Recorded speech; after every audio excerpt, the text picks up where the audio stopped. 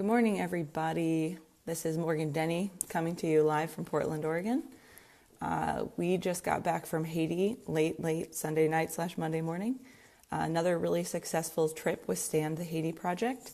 We probably saw around 1,600 patients in the last 2 weeks.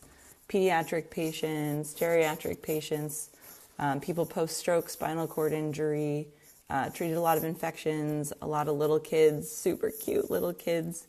But I just wanted to do a shout out to anyone that came on the trip this time because we had a great time. It was really easy. You guys were really hardworking and fantastic humans. So I just want to say a big thank you to all of the volunteers that came with us the last few weeks that, left their families and their hometowns and their jobs for a week to come help us in Haiti because we really appreciate it and we couldn't do this project without your help. So thank you very, very, very much. Today's post is called Shit Lives Everywhere. This cute little clever idea was derived from being at the Wyoming Physical Therapy Association Spring Conference a week before we left for Haiti. A group of us were talking about how patients can often cry or get really emotional during therapy sessions when least expected. So if you were doing some light tissue mobilization on their neck or doing soft tissue stuff on their shoulder or mobilizing a joint, sometimes patients can just explode into emotions that they didn't necessarily expect. And there are theories and ideas of how trauma and emotions can live in our physical tissue, but the real key is that we don't truly understand a lot of those components. And so it's important to remember when you're treating your patients that sometimes shit lives everywhere.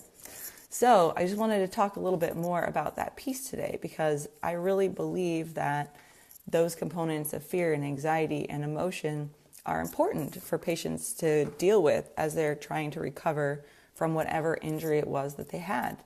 So it's important that we as therapists just kind of have this understanding and also can be comfortable within that role, right?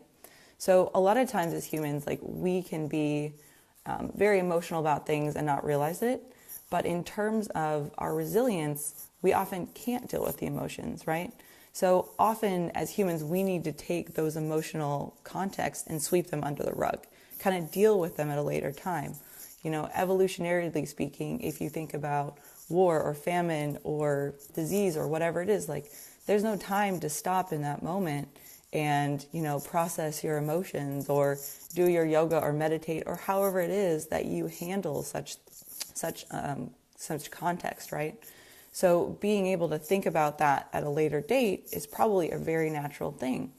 But if you think about today's society with continued stress and overscheduling and lack of some of that mental time where we're not looking at our phones or getting things done, there's not a lot of time to process your emotions these days unless you're an overly aware human. And if you add some trauma, and whether that's an ankle sprain or a car accident or whatever reason the patient's seeing you for, that can often lead to an increased level of sweeping that stuff under the rug and not knowing that they need to deal with it till a later time.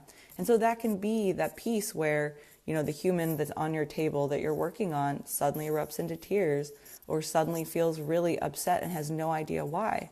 Because often these emotions just get stored in nooks and crannies that we don't necessarily understand.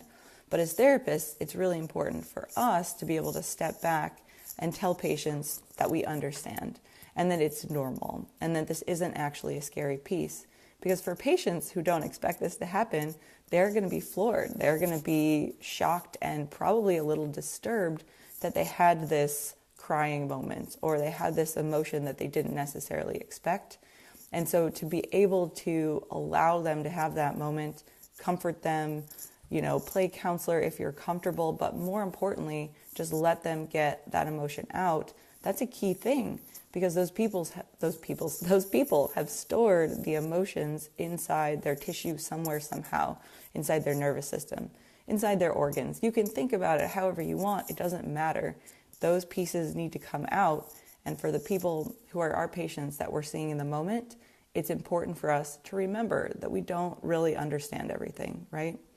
And keeping that key point in mind, we as a medical society have gained so much information over time. Humans have managed to figure out an extraordinary level of information about how the human body works. Extraordinary, in my personal opinion.